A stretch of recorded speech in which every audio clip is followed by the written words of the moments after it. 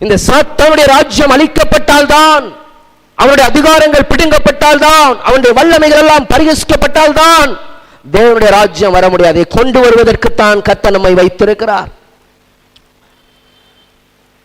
இன்னைக்கு நம்ம சோம்பேறி கிறிஸ்தவர்களாய் மாறிக்கொண்டிருக்கிறோம். லியோனார்ட் ரேவன்ஹில் என்ற தேவ மனிதன் சொல்லுகிறார், எழுப்புதல் ஏன் தாமதிக்கிறது அப்படிங்கிற அந்த புத்தகத்தில் சொல்றாரு, இந்த காலத்தில் வாழ்கிற கிறிஸ்தவர்களை போல வேறு எந்த தலைமுறையிலும் இப்படிப்பட்ட சோம்பேறி கிறிஸ்தவர்கள் வாழ்ந்ததே இல்லை, சுயநல கிறிஸ்தவர்கள் வாழ்ந்ததே இல்லை, அதனால்தான் எழுப்புதல் தாமதிக்கிறது.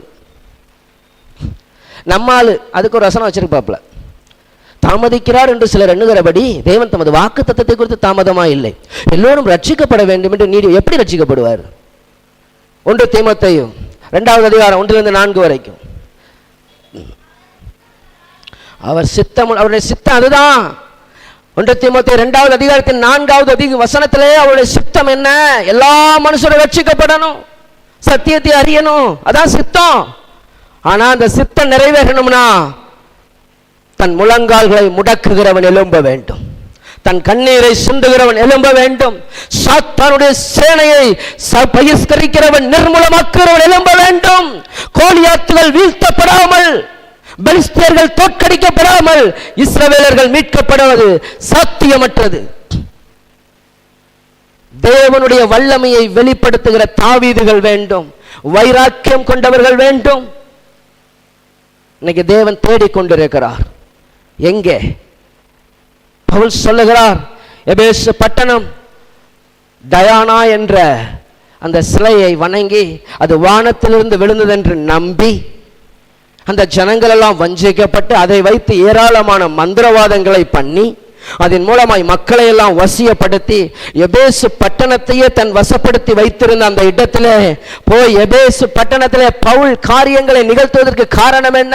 அவர் சொல்லுகிறார், எபேசியர்கள் நிருபத்திலே சொல்லுகிறார், நமக்கு நன்றாய் தெரியும் 6:12 மாம்சத்தோடும் இரத்தத்தோடும் அல்ல, துரைத்தனங்களோடும் அதிகாரங்களோடும் அந்தகார லோகாதிபதிகளோடும் வான மண்டலத்தின் பொல்லாத ஆவிகளின் சேனைகளோடு நமக்கு ஒரு போராட்டம் உண்டு. ரோமர் 15:32 சொல்லுகிறார், நான் ஜெபத்திலே போராடுகிறது போல நீங்களும் என்னோடு போராடுங்கள். இன்றைக்கு ஜெபிக்கிறவர்களை தேடிக்கொண்டிருக்கிறார், பிறப்பிலே நிற்கிறவனை தேடிக்கொண்டிருக்கிறார், போராடுகிறவனை தேடிக்கொண்டிருக்கிறார். கர்த்தருக்கு தேவை. நீங்கள் யாராயிருக்க போகிறோம்? நாம் தேவனுக்கு இதுதான் தேவை. ஈவன் ராபர்ட்ஸ் என்ற அந்த வாலிபனுடைய கதறல், ஜனங்கள் ரட்சிக்கப்பட வேண்டுமே, என் ஜனங்கள் ரட்சிக்கப்பட வேண்டும் என்ற அவனுடைய கதறல், அதுக்கு என்ன தெரியுமா செஞ்சான்? அவன் சொன்ன ஜெபம் இதுதான், எளிமையான ஜெபம், பெரிய திறமசாலி கிடையாது, ரொம்ப பேச தெரியாது, அவனுடைய அதிகமான ஜெபம். ஒரு ரூம்ல அடைச்சு போட்டாங்க, எல்லார்ட்டையும் போய் ஐயோ அக்கினி வருகிறது, ஐயோ நியாய தீர்ப்பு வருகிறது என்று அந்த வாலிபன் சொன்னதுனால, உன் பையனுக்கு பைத்தியம் பிடிச்சிருச்சு, உன் பையனை எப்படியே விட்டுக்கிட்டு இருந்தீங்கன்னா நாங்கள் நாளைக்கு பெரிய பிரச்சனை ஆயிரும் சொன்னதுனால அவங்க அப்பா ஒரு கதவை சாத்தி உள்ள தூக்கி போட்டார். சாப்பாடு மட்டும் உள்ள அனுப்புவாங்க, சாப்பாடு மட்டும் உள்ள அனுப்புவாங்க. சில நேரம் தான் அந்த சாப்பாடு சாப்பிடப்பட்டிருக்கும், பல நேரங்கள் அந்த சாப்பாடு சாப்பிடப்பட்டிருக்காது.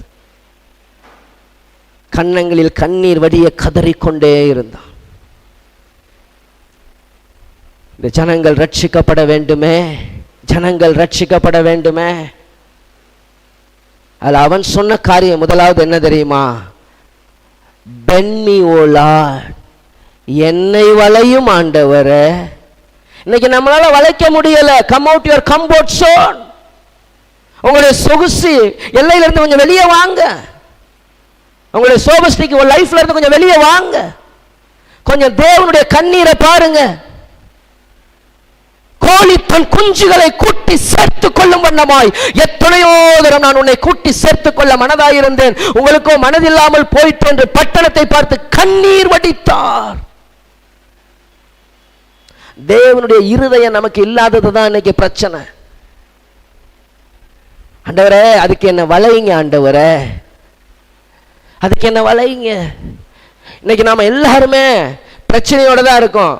எல்லாருக்கும் ஒரு பிரச்சனை இருக்கும், எல்லாருக்கும் ஏதோ ஒரு தேவை இருக்க தான் செய்யுது, எல்லாருக்கும் ஏதோ ஒரு கண்ணீர் இருக்க தான் செய்யுது. அதெல்லாம் இல்லாதால் பைத்தியம் மட்டும்தான். அவன் மட்டும்தான் சிரிச்சுக்கிட்டு இருப்பான் உண்மையாகவே. ஏன்னா அவன் இந்த உலகத்திலே இல்லை. மற்றபடி இந்த உலகத்தில் கால் வைத்த எல்லாருக்குமே கர்த்தரே என்ன சொல்லிட்டாருன்னா, எல்லா இடங்களிலும் கன்னி வெடிகள் உண்டு. உலகத்தில் உங்களுக்கு என்ன உண்டு? உபத்திரவம் உண்டு. உங்களுக்கு இல்லைன்னெலாம் சொல்லவே இல்லை. மனுஷருக்கு நேரிடுகிற சோதனை அல்லாமல் வேற சோதனை உங்களுக்கு நேரிடுவதே இல்லை. ஆனால் நேரிடும். நாம் அநேக ராஜபாதைகளின் வழியாக தேவராஜ்யத்தை அடைவோம் அப்படி ஒரு வசனமே இல்லை பைபிளில். நாம் அநேக உபத்திரவங்களின் வழியாக தேவராஜ்யத்தை அடைய வேண்டும். வசனம் ஒன்று சொல்லவும் நாம் ஒரு சிஸ்டமேட்டிக்கில் போயிட்டுருக்கோம். நம்ம ஒரு ரூட் போட்டு போய்கிட்டு இருக்கோம். இதெல்லாம் கரெக்டாக இருந்தா எனக்கு ஓகே. நம்முடைய வெற்றி இன்னைக்கு எதில் அளவிடப்படுதுன்னா, இந்த பூமியில் நாம் என்னெல்லாம் ஜெயிச்சிருக்கிறோமோ அதை வச்சு நம்முடைய வெற்றிகள் கணக்கிடப்படுது. நீ ஜெயிச்சவனா தோத்தவனான்ட்டு. கர்த்தர் சொல்றாரு, நீ மனுஷன் உலகம் முழுவதும் ஆதாயப்படுத்தினாலும் தன் ஜீவனை நஷ்டப்படுத்தினால் அவனுக்கு லாபம் என்ன? அப்ப முதல்ல என்னை வளையும் ஆண்டவரேன்னு கேட்கணும். என்ன வளைங்க ஆண்டவரே? கொஞ்சம் சில இடங்கள ரொம்ப ஸ்டப்போனா அப்படியே நிக்கிறோம். மாறணும், நான் மாறணும். முதல்ல என்ன மாத்தாம என்னை கொண்டு எதையுமே தேவனால் மாற்றவே முடியாது. எங்களுக்கு என்ன கிடைக்குங்கிற அந்த புத்திலேயே வர்ற வரைக்கும் பேதுருவை பயன்படுத்தவே முடியாது கர்த்தரால. எல்லாத்தையும் கொண்டாந்து காலிலே கீழே கொட்டினாலும் சரி, சொத்தெல்லாம் வித்துட்டு இதுக்கு எங்களுக்கு எந்த சம்பந்தமும் இல்லை, எனக்கு வேற வேலை இருக்குது, நாங்கள் வேதத்தை போதிப்பதிலும் ஜெபத்திலுமே தரித்திருப்போம்னு சொல்லி இன்னொரு 7 பேர்கிட்ட தூக்கி அதை கொடுத்துட்டு போனான். பார்த்தீங்களா? வெள்ளியும் என்னிடத்தில் இல்லை, இப்போ பொண்ணும் என்னிடத்தில் இல்லைன்னு இயேசு வந்துட்டாரு. எழுப்புதல் ஆரம்பிச்சிருச்சு. இன்னைக்கு அதுக்கு நாம் என்ன செய்ய வேண்டியிருக்குது? கொஞ்சம் வளைய வேண்டி இருக்குது. நம்மளை வளைக்க அனுமதிக்கணும். நம்மளை கொஞ்சம் கர்த்தர் நொறுக்கட்டுமே. அடுத்த சொன்ன வார்த்தை, இதுக்கு கீழே இருக்கக்கூடிய சின்ன பிள்ளைகள் இருந்தீங்கன்னா கீழே உங்களுக்கு ஒரு செக்ஷன் இருக்குது, தேர்வு செஞ்சு போங்க. 16 வயது கீழ்பட்டவர்கள். ஐயோ, என் கைக்குள்ளேயே வளர்த்த பிள்ளைய எங்கே கூட்டு போகிறாங்கன்னு தெரிலையே அப்படிங்கிற பதட்டத்திலே இருக்காங்க. எங்கேயும் நாங்கள் ஒன்றும் குண்டெல்லாம் வைக்க கூட்டு போகல.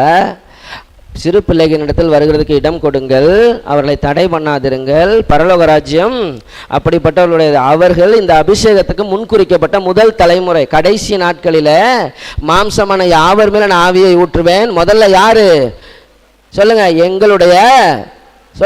எங்களுடைய குமாரரும் குமாரத்தில் உங்க பிள்ளைங்க மேல அபிஷேகம். இன்னைக்கு நிறைய பெற்றோர் மனம் திரும்பாம இருக்கிறது காரணம் இந்த பிள்ளைங்க மேல அபிஷேகம் வரல.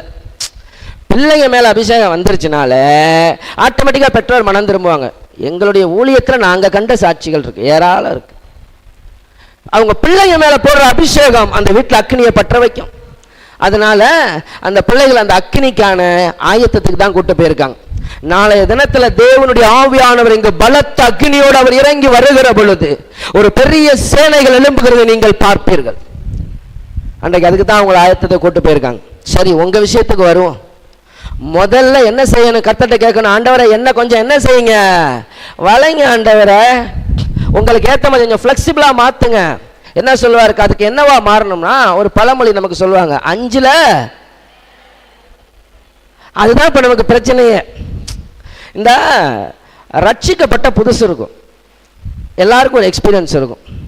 ரொம்ப அப்படி உபத்திரவத்தின் குகையிலையோ ஏதோ ஒரு இதில் கட்சி அப்படியே கர்த்தர் தான் எல்லாம் அப்படியே ஜிகு ஜிகுன்னு இருக்கும். அப்படியே உடம்பெல்லாம் அப்படியே பத்திக்கிட்டு எரியும். அப்படியே ஜெபிச்சாங்களா அனல் பறக்கும். அப்படியே வேதத்தோடு தான் பல மணி நேரம். அப்புறம் கொஞ்ச நாள் கழிச்சு கேட்டோம்னா, ஒன்ஸ் அப்பான் எ டைம், ஒரு காலத்துலலாம் என்ன பார்த்தீங்கன்னா அப்படியே நெருப்பு பார்த்தீங்க. இப்போ எப்படி இருக்குது? இப்போ என்னன்னா அவர் வச்சிருக்கிறார், நெறிந்த நாணலை முறிக்காமலும் மங்கி எரிகிற திரியை அணைக்காமலும்.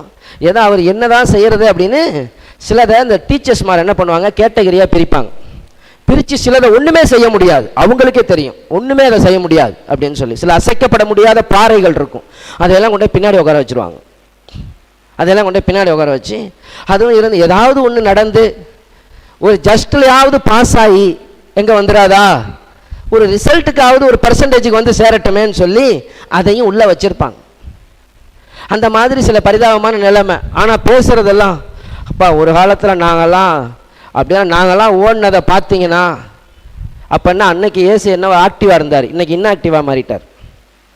இப்போ அன்னைக்கு வந்து ஆன்லைனில் இருந்தவர் இப்போ ஆஃப்லைனில் போயிட்டார். இப்போ அவர் எங்கே இருக்காருனே தெரில. அப்போ இது ஏன் மாறலைன்னா, நாம் இன்னும் பிள்ளையாகவே மாறலை. பிள்ளையாக இருந்தால் அப்பா விட்டு பேச்சு கேட்டு கொஞ்சம் நடப்போம். நம்ம பிள்ளையாக மாறலை, அதனால நம்மளால் கேட்க முடியலை. அவன் முதல் அவருடைய பிள்ளையாக மாறணும். Christianity is not a religion, it's a relationship with God. அது தேவனோடு இருக்கிற உறவு. அது இல்லைங்கிறது தான் நம்முடைய பிரச்சனை. ஏன் நம்மளை கர்த்தரால மாற்ற முடியல? நம்ம அப்பா திட்டினார், எப்பயுமே திட்டும் போது நமக்கு பிடிக்கல. ஆனால் பெருசாக வளர்ந்ததுக்கு அப்புறம் எங்கள் அப்பா நல்லதுக்கு திட்டினார்னு சொல்லாத ஒரு பிள்ளையும் இருக்காது. அப்படி இருந்தால் அது பிள்ளையாகவே இருந்திருக்க வாய்ப்பே இல்லை. ஏன்னா நமக்கு எல்லாருக்கும் தெரியும், எங்கள் அப்பா எனக்கு நல்லதுக்கு தான் திட்டினாரு, எங்கள் அப்பா என்னை நல்லதுக்கு தான் அடித்தார். இதெல்லாம் எப்போ சொல்லுவோம்? கொஞ்சம் பெருசாகிட்டு. ஆனால் நம்ம அந்த பிள்ளையாக இருந்தது தான் நாம் சரியாக இருப்பதுக்கு நல்லது. பிள்ளையானவனை நடக்க வேண்டிய வழியிலே அவர் நடத்தணும்.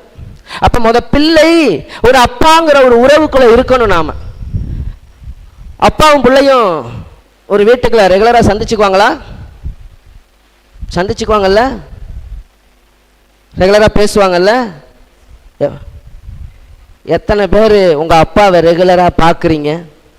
சில வீடுகளில் பார்த்தீங்கன்னா அப்பாவும் பிள்ளையும் பேசிக்க மாட்டாங்க, அவங்க பேசிக்க மாட்டாங்க. என்னவா அவங்க அம்மாட்ட சொல்லுவார், ஒய்ஃப் கூட சொல்லுவார், என்னவா அவனுக்கு அப்படின்னுவார். அவங்க வந்து இதுதான் பிரச்சனை, இதான் அவன் இதுக்கு காசு கேட்குறான், அதுக்கு இது பண்ணுறான். அவன் என்ன செய்வான்? அப்பா இருக்கும்போது, அம்மா இதுக்கு காசு தேவை சொல்லி வாங்கி கொடு. அவருக்கு நேரடி தொடர்பு இருக்காது. இந்த மாதிரி நேரடி தொடர்பு இல்லாத நிறைய பிள்ளைகள் இருக்காங்க. அவங்களுக்கு வந்து மீடியேட்டர் தேவை. சிஸ்டர், இப்படி ஒரு கண்ணீரின் பள்ளத்தாக்கில் போகிறேன், எனக்காக வேண்டிக் கொள்ளுங்கள். இந்த மீடியேட்டர் கிறிஸ்டியன் அவங்க பிள்ளைங்க தான், ஆனால் பிள்ளைங்க மாதிரி அவங்க பிள்ளைங்களாகவே இருக்க மாட்டாங்க. யாரோ ஒருத்தர் வந்து அவங்களுக்காக வந்து, ஆண்டவரே உங்களுடைய பிள்ளை தான் ஆண்டவரே, ஆனால் என்னன்னு தெரில, உங்களை அப்பான்னு கூப்பிட மாட்டேங்கிறாப்புல, ஏதோ பிரச்சனை, நீங்கள் இந்த பிரச்சனையெல்லாம் தீர்த்து வச்சுருங்க. இந்த மாதிரி ரிலேஷன்ஷிப் போய்கிட்டு இருக்குது.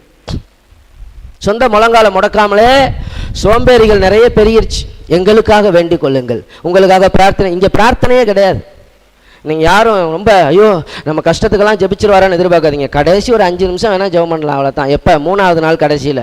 அது வரைக்கும் தேவராஜ்யத்தை கட்டுறது மட்டும்தான் அவங்கள வேலை. உங்களை உடைக்கிறதுக்கும் உங்களை நொறுக்கிறதுக்காகவுமே தேவன் என்னை இங்கே நிறுத்தி இருக்கிறார். அல்லேலூயா சொல்லுங்க பார்ப்போம். அல்லேலூயா. பாருங்கள், எழுப்புதல் தாங்க ஒரு அடையாளம். இப்படி ஒரு வார்த்தையை சொன்னதுக்கப்புறம் அல்லேலூயா சொன்னீங்க பார்த்தீங்களா, கர்த்தர் உங்களை சந்திப்பார். அப்போ முதல்ல நான் வளையணும், அதுக்கு ஒரு ரிலேஷன்ஷிப்புக்குள்ளே வரணும், எங்கள் அப்பா கிட்ட வரணும். என் அப்பா வார்த்தை எனக்கு நல்லது தான், என் அப்பா என்னை நன்மைக்கு தான் நடத்துகிறாருன்னு வரணும். அந்த ரிலேஷன்ஷிப்புக்குள்ளே வரணும். அடுத்ததா ரிலேஷன்ஷிப் அடுத்த கட்டத்துக்கு போகணும். அடுத்து எங்கள் அப்பாவோட ஒரு சிநேகிதம் இருக்கணும். சிநேகிதன் எல்லா காலத்திலும் சிநேகிப்பான். தோளுக்கு மேலே வளர்ந்தா என்னவா? பிள்ளைங்க தோழனா. அப்படி ஒரு நல்ல ரிலேஷன்ஷிப் இருக்கணும் ஒரு அப்பாவுக்கும் பிள்ளைக்கும். ஒரு அப்பாவுக்கும் பிள்ளைகளுக்கு ஒரு நல்ல ரிலேஷன்ஷிப் வரணும். அப்போ என்ன அர்த்தம்? ஒருத்தனை ஒரு பையனை காணோம்னா, ஏரியாவில் காணும் அப்படின்னா அம்மா அப்பா எங்கே தேடுவாங்கன்னா, கூட 2-3 சேர்ந்து சுத்தம், அதுகளை பிடிச்சா இதை பிடிச்சிடலாம் அப்படின்வாங்க. இது எல்லாம் ஒரு இடத்துல கிடைக்கும். அதுகளை பார்த்தீங்கன்னா இதுகளை பார்த்துடலான்னுவாங்க. அது கொஞ்சம் ஒருமையில் போகுதுன்னா கொஞ்சம் வேற மாதிரி போய்கிட்டு இருக்குன்னு அர்த்தம். ஆக மொத்தம் எது எப்படியோ, உன் நண்பன் யார் என்று சொல், நீ யார் என்று உனக்கு சொல்லுகிறேன்னு ஒரு பழமொழி இருக்குது. இன்னைக்கு நிறைய பேருக்கு இயேசு நண்பராக இல்லை. நண்பர்கிட்ட எவ்வளோ செய்வாங்க? நண்பர்கிட்ட நல்லா நேரம் செலவழிப்போம், நல்லா நேரத்தை செலவழிப்போம் பயங்கரமாக. நம்ம ஆளுக்கு நேரமே இல்லை, பிஸி ஷெட்யூலில் இருக்கிறாப்புல. அதனால இப்போ சாத்தான் சிநேகிதன் ஆயிட்டான். ஃபேஸ்புக்கு, வாட்ஸ்அப்பு, இன்ஸ்டாகிராமு இதெல்லாம் யாருடைய டிபார்ட்மெண்ட்டு? அவன் தான் வச்சுருக்கான் பெரும்பாலும். நம்மால் 2 வசனம் அனுப்புவார் 2 நிமிஷத்தில், 22 மணி நேரம் அதில் தான் இருப்பார். வாட்ஸ்அப்லையும் ஃபேஸ்புக்லையும் யூடியூப்லையும். அப்போ அங்கே தான் சாத்தான் அங்கே வச்சிருக்கிறான் சிநேகிதன். அடுத்து தேவனுடைய ரிலேஷன்ஷிப். சிநேகிதன் தன் சிநேகிதனுக்காக ஜீவனை கொடுக்கிற அன்பிலும் வேற அன்பு ஒன்றும் இல்லை. டேவிட் பிரைனார்ட் சொல்லுகிறார், ஆண்டவரே உமக்காக இருக்குமானால், உம்முடைய ராஜ்யத்திற்காக இருக்குமானால் இந்த உலகத்தின் கடைசி வரைக்கும் மரணத்திற்கு கூட என்னை அனுப்பும் ஆண்டவரே. 29 வயதிலே அந்த அமெரிக்க செவ்விந்தியர்கள் நடுவிலே ஊழியங்களை செய்து ஜபித்து ஜபித்து காச நோய் முற்றி தன் 29 வயதிலே ரத்தங்கள் வடிந்து தன் கடைசி நிமிடம் வரைக்கும் ரத்தத்தை சிந்தி ஜபித்த தேவ மனிதன் டேவிட் பிரைனார்ட் 29 மரித்து போனான். அந்த டேவிட் பிரைனார்ட் மரித்த பின்பு அதிலிருந்து எழுந்த வித்துக்கள் ஏராளம். அநேக தேவ மனிதர்கள் என் கிறிஸ்தவ ஜீவியத்துக்கு அச்சாணி, என் கிறிஸ்தவ ஜீவியத்துக்கு முன்னோடி டேவிட் பிரைனார்ட் என்று சொன்னார்கள். எத்தனை வருடம் வாழ்ந்தோம் என்பதல்ல, இயேசுவுக்காக என்ன செய்தோம் என்பது முக்கியம். அவர்கள் ஏன் அதை செய்தார்கள்? அவ்வளவா இயேசுவை நேசித்தார்கள். அவ்வளவாய் அவரை நேசித்ததினாலே அவருக்காக மரிக்கவும் ஆயத்தப்பட்டார்கள். இன்னைக்கு மிஷனரிகளை பத்தி எல்லாம் கேள்விப்படுறோமே, அதுல எத்தனை பேர் நல்லா வாழ்ந்தாங்கன்னு நீங்க பாத்தீங்க? அவங்க நல்லா வாழலைங்கிறதுனால தாங்க அவங்க மிஷனரியே. அவங்க இந்த உலகத்தை வெறுத்ததுனால தான். இன்னைக்கு நமக்கு நம்மளையே வெறுக்க முடியல. அவரோட சிநேகிதன் நெருக்கம், அப்பதானே அவருடைய இருதயத்தை வெளிப்படுத்த முடியும். இன்னைக்கு ஏன் தேவனுடைய இருதயம் எனக்கு தெரியல? சிநேகிதனா நான் இல்ல. ஒரு சிநேகிதன்ட்ட தான் எல்லா ரகசியமும் இருக்கும். ஒரு சிநேகிதன்ட்ட போய் பேசினா அவனை பத்தி எல்லாம் தெரியும். ஏன்? அவர் வெளிப்படுத்த விரும்புகிறார். அதனாலதான் சீசர்களை பார்த்து சொல்றாரு, நான் உங்களை என் சிநேகிதர் என்று சொல்லுகிறேன். எத்தனை பேர் இயேசுவோட சிநேகிதரா இருக்கிறீர்கள்? அடுத்ததா கர்த்தர் சொல்றாரு, சீசனாய் மாற வேண்டும். சீசனாய் மாற வேண்டும். சீசன் எப்படி இருக்கணும்? தன் குருவை போல இருக்க வேண்டும். தன் குருவை போல மாற வேண்டும். அதுக்கு என்ன செய்யணுமா? முதல்ல தன்னை தானே வெறுக்க வேண்டும். முதல்ல உங்களை நீங்களே வெறுக்கணும். கலாத்தியர் 2:20 வாசிங்க.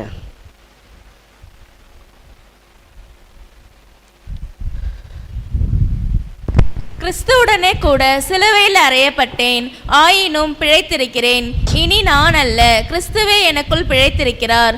நான் இப்பொழுது மாம்சத்தில் பிழைத்திருக்கிறதோ என்னில் அன்பு கூர்ந்து எனக்காக தம்மை தாமே ஒப்பு கொடுத்த தேவனுடைய குமாரனை பற்றும் விசுவாசத்தினாலே பிழைத்திருக்கிறேன். அதுதான் சீசன். சீசன்கிறவன் தனக்காக அல்ல, இயேசுவுக்காக வாழ போறான். அதுக்கு என்ன செய்யணுமா? தன்னைத்தானே வெறுக்கணும். அப்புறம் தன் சிலுவை எடுக்கணும். அதுக்கு என்ன செய்யணும்? நீங்க சாகணும். நம்முடைய சுயம் சாகணும், நம்முடைய பெருமை சாகணும். நான் யார் தெரியுமாங்கிறது சாகணும். இயேசு யார் தெரியுமா அப்படின்னு நம்முடைய வார்த்தையிலும் வாழ்க்கையிலும் காமிக்கணும். தேவனுடைய ராஜ்யம் பேச்சில் அல்ல, அது பலத்தில் இருக்கு. அது வெறும் வார்த்தைகளில் அல்ல, நம்முடைய வாழ்க்கையில் இருக்கு. இன்னைக்கு கிறிஸ்துவை காண்பிக்கிற சீசர்கள் நாம் புறப்பட வேண்டும். சாது சுந்தர் சிங் சொல்றார், கிறிஸ்துவுக்காக மரிப்பது எளிது, வாழ்வது கடினம். அதற்கு நீ அனுதினமும் சாக வேண்டும். கிறிஸ்துவுக்காக வாழ்வது என்பது நீங்கள் உங்களுக்காக மரிப்பது. ஒவ்வொரு நாளும் நாம் எந்த அளவுக்கு மரிக்கிறோமோ அந்த அளவுக்கு தான் கிறிஸ்து நம்மில் வெளிப்பட முடியும். அதான் சீசன். தன்னை வெறுத்துட்டு சிலுவை எடுத்துக்கொண்டு என்ன செய்யணுமா? சிலுவைனா என்ன? பாடுகள், பிரச்சனைகள். ஏங்க ஜெபத்துக்கு வரல? குடும்பத்தில் பிரச்சனை, சமாதானமே இல்லை, ஒரு இது கடன், இப்படி காரணங்கள் இருக்குது. நம்ம ஏன்னா சின்ன வயசுலேருந்து லீவ் லெட்டர் கொடுத்து பழகின ஆளுக தானே. அதனால கர்த்தருக்கு லீவ் லெட்டர் கொடுக்கறதுல நம்ம ஆளு என்ன செய்ய முடியாது? அடிச்சுக்கவே முடியாது. சில காரணங்கள்லாம் நமக்கெல்லாம் பயங்கர அதிர்ச்சி ஆயிரும். இன்னும் கூட அந்த பழைய காலத்து மெத்தடே சொல்றாங்க. தாத்தாவுக்கு உடம்பு சரியில்லைங்கிறாங்க, பாட்டிக்கு உடம்பு சரியில்லைங்கிறாங்க. ஏன் ஜெபத்துக்கு வரலங்க? கர்த்தரே பயங்கர அதிர்ச்சியில் இருக்காது. இவங்க சொல்ற காரணங்கள்லாம், சிலர் சொல்ற காரணங்கள்லாம் கர்த்தருக்கே பயங்கர அதிர்ச்சி. இப்படியெல்லாம் கூட இவங்க லீவு சொல்ல முடியுமா அப்படின்னு சொல்லி இன்னைக்கு அந்த அளவுக்கு ஆயிடுச்சு. அடுத்து சீசனாய் மாற வேண்டும். அந்த சீசன்ல 2 வகை இருக்கு. ஒன்று, அந்த வேலைக்காரனாய் தன் எஜமானுக்கு சேவை செய்வது. இன்னொன்று, அடிமையாய் தன்னுடைய எஜமானுக்கு தன்னை ஒப்பு கொடுப்பது. இந்த வேலைக்காரனா இருக்கிறவன் அவன் கூலிக்கு வேலை செய்கிறான். போவாங்க எல்லாம் ஒரு குறிப்பிட்ட லெவல் தான், குறிப்பிட்ட லெவல் தான்.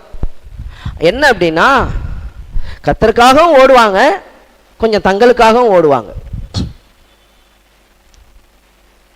30 இருக்க மாட்டாங்க, 60 இருப்பாங்க. ஆனால் ஒரு நாள் 100 ஆயிர மாட்டாங்க. எல்லாத்தையும் விட்டு வர்றதெல்லாம் நமக்கு வேலைக்கு ஆகாது. ஒருத்தன் வந்தான், நித்திய ஜீவனை பெற வேண்டும், நான் என்ன செய்ய வேண்டும் ஆண்டவரே, கற்பனைகளை கை கொள்ளினார். அதோட போயிருந்திருக்கலாம், அதோடு அவன் போயிருந்திருக்கலாம். அவன் சொன்னான், எல்லாத்தையும் கைப்பிடிச்சாச்சே, என்னாச்சு, வேற ஏதாச்சும் இருக்குதா அப்படின்னா, ரொம்ப நல்லா இருக்கு அப்படின்னு சொல்லி கர்த்தர் பார்த்து சொன்னார், சரி நீ என்ன செய்ய, நீ சொத்தெல்லாம் விற்று விட்டு ஏழைகளுக்கு கொடுத்துட்டு அப்படியே என்னை பின்பற்றி வா அப்படின்னார். அவ்வளோதான். ரொம்ப சோகமாக அவன் திரும்பி போயிட்டான், ரொம்ப சோகமாக திரும்பி போயிட்டான். சில நேரங்களில் ஒரு வேளை இன்னைக்கு ஒன்று அப்படி சொன்னால் நீங்கள் என்னை கள்ள உபதேசினுவீங்க. கரெக்டா? இயேசு சொன்னாரா இல்லையா? இந்த பின் ட்ராப் சைலண்ட்னு சொல்லுவாங்கல்ல, இதுக்கு பேர் தான். ஒரு சத்தமும் வரல, எங்கேருந்து எந்த அசையும் வரல. தேவையில்லாத டாபிக்கு இது, நமக்கு அவுட் ஆஃப் சிலபஸ். இது மாதிரி விஷயங்கள் என்ன செய்யக்கூடாது, நம்ம தலையை விட்டுக்கவே கூடாது. அவர் பாட்டுக்கு ஏதாவது சொல்லிட்டு போகட்டும், நமக்கு சாதகமான ஒரு டாபிக் வந்துச்சா ஆமென் ஹல்லேலூயா பண்ணுவோம். மற்ற டைமெல்லாம் நம்ம என்ன செய்வோம், கீப் சைலண்ட். ரொம்ப ஜாக்கிரதையா, ரொம்ப ஞானமாக, ரொம்ப கவனமாக, ஏன்னா கர்த்தருடைய சமூகத்தில் இருக்கோம் இல்லையா, ரொம்ப கவனமாக இருக்கணும். இந்த வேலைக்காரனாக ஓடுகிறது ஒரு வாழ்க்கை, அடிமையாய் ஓடுவது. அடிமைக்கு எந்த உரிமையும் கிடையாது. எஜமான் என்ன நினைக்கிறாரோ அதன்படி அவன் இயங்க வேண்டும். தேவனுக்கு அடிமைகள் தேவை. இது என்ன பெரிய கொடுமையா இருக்கு அப்படின்னு நீங்க நினைக்கலாம். பைபிளே சொல்லுது, தேவனுக்கு உங்களை அடிமைகளாய் ஒப்பு கொடுங்கள். சொல்லியிருக்கா இல்லையா?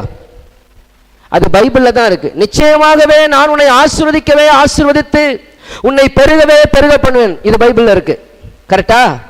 பிரியமானவனே, உன் ஆத்துமா வாழ்கிறது போல நீ எல்லாவற்றிலும் வாழ்ந்து சுகமாயிரு மகனே, அதுவும் பைபிள்ல இருக்கு. அதே பைபிள்ல தான் தேவனுக்கு உங்களை அடிமைகளாய் ஒப்பு கொடுங்கள்ங்கிற ஒரு வசனம் பைபிள்ல இருக்கு.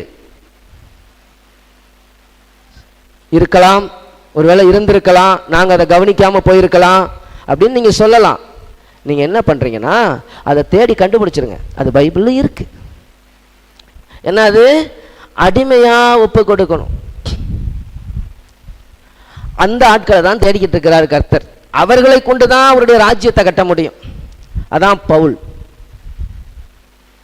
இனி நான் அல்ல, என்னில் இயேசுவே வாழ்கிறான்னு சொல்லி எனக்கு லாபமா இருந்தவைகள் எவைகளோ அவைகளை நஷ்டம் என்று விட்டேன், குப்பையுமாக எண்ணுகிறேன். கிறிஸ்து எனக்கு ஜீவன், சாவு எனக்கு ஆதாயம். நம்ம ஆளுக அதெல்லாம் பற்றி பேசக்கூடாதுங்க, சாவுகள்லாம் பேசக்கூடாது. தர்த்தரியமாக ஏன் பேசிகிட்டு இருக்கீங்க? நம்ம எதுக்கு சாவணும்? கர்த்தருக்காக வாழணும், கர்த்தருக்காக வாழணும், கர்த்தருக்காக சாவணும். நம்ம வாழ்கிறதும் கர்த்தருக்காக தான் இருக்கணும், நம்ம செத்ததும் கர்த்தருக்காக தான் இருக்கணும்.